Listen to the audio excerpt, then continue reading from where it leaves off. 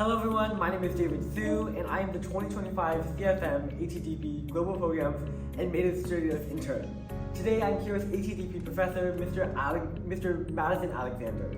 Can you talk a little bit about yourself? Absolutely. My name is Madison Alexander. I've been with the program for 13 years now, and I got introduced to the program by my brother, who actually was a teacher at the time of the program. And so he was looking for a business teacher, and that's been my passion. I've been an entrepreneur in business since I graduated from college many years ago. So that's how I was introduced to the program. The program was exciting, and every year it just gets better and better and better.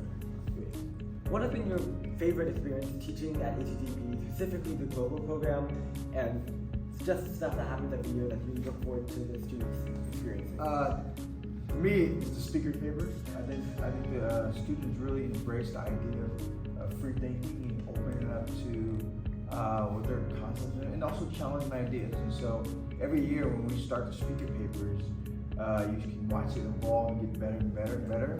And you also see students see the passion behind it, their beliefs. And it's always exciting to see kids and their beliefs and passion. Can you explain to people who don't know what a speaker paper is? Speaker paper is that we take a TED talk or a famous communication talk that's on video, and they get the opportunity to dissect it and explain from their point of view how they receive the information. So a good example is this: we use the Simon Sinek Start With Why TED Talk. Yeah.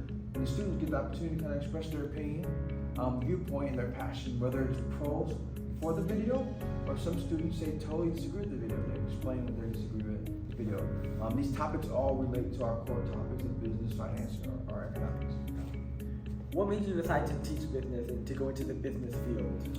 Well, 13 years ago when I was got into this field, there was a lot of conversation around the idea of taking practical knowledge and applying it in a way that people can use in a practical way. So I've been my own business owner for almost 18 years now. So when I see an opportunity to take what I was already doing in the marketplace and teach it, at the same time I'm still doing it currently, I thought it was a unique way to give someone a real life experience in what we're talking about. Wow, that's really great.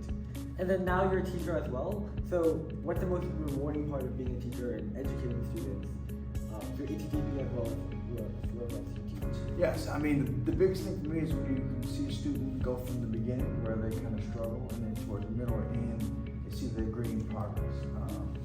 In a class like this where there's 4 weeks, 12 classes, the goal is to get as much information as possible, but also gauge their progress. And so for this class in particular we're into right now, their business plan was amazing. They really were able to dissect the idea of how business works, the way they explained it, and then they came up with their own vision for a company. I thought that was pretty amazing to do in the first 7 days of the class. Yeah, I agree. And then we've had all these projects already. We just presented the college plan and budget. We presented about the business plan with like Netflix, Coca-Cola, and NVIDIA. Yep. So how do you plan out all of these projects and activities to help your students grow and learn more about the business field? So my motto is simply, I try to use the first class to introduce an idea. Yeah. And then the project is to take the idea I introduce and allow them to work through it. So I don't necessarily give them all the answers. I want you to work through the idea. So with the business plan, for example, I showed them the outline of how the business plan works. I showed them how to research a company and the idea, and I told them, hey, let's take our research, come up with an idea, and let's figure out how do we explode this company idea that you want. And so Netflix was a great one. They showed how the company was 5 years ago, where it is in the future, and where it's going in the future. So students love to come up with their own ideas and their own vision for a company once they understand how to do it. So I think it's pretty exciting to see the kids do it. Yeah. How do you recognize when students truly have a passion for business or finance or economics? And when they really start engaging in class? How do you recognize it? I personally recognize it. I typically understand it through the questions they ask. So kids who are more passionate about something, they want to dig deeper levels into understanding how it all works. And so, when they have a third or fourth question, they're really trying to figure it out. I think it starts to really spark their mind, really get the passion behind what they're talking about. And in addition to that, some kids you can just see. They go out there, the energy, effort into presenting their information.